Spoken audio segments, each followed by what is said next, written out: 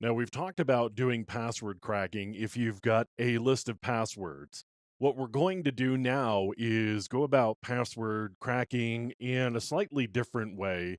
It's not password cracking in the sense of you've got a hash and you're trying to guess the password from the hash. In this sense, what we're going to be doing is just blasting a lot of passwords at a service. So we're going to use Hydra for this.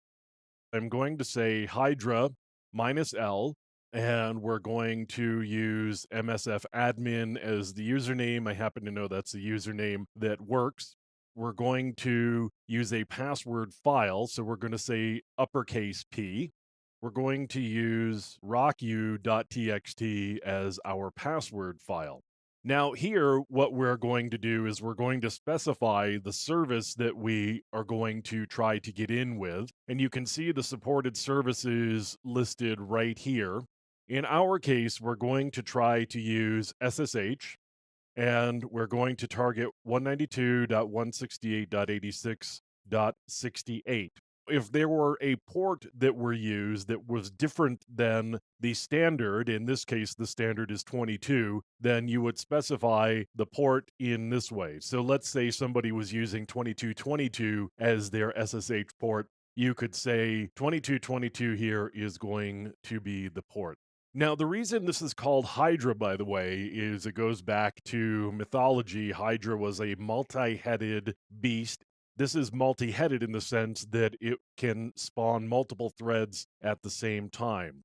We are going to try to attack this server using 16 tasks at a time. And apparently, there are that many login tries because that's the number of passwords that are in the password file. Now, if we didn't know the username, we could specify uppercase L and provide a different file with the usernames in it. So there may be a different file with usernames as compared to the passwords. Not surprisingly, you're probably going to use different words or characters in your password rather than your username.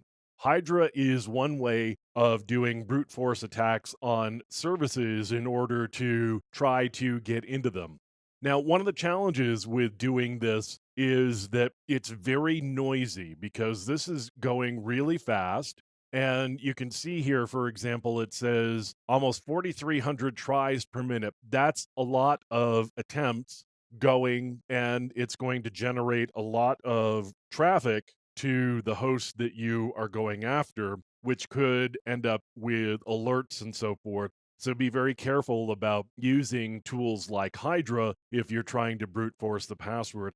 Ideally, you'll get it done really quickly and get in before alerts start going off all over the place at the target.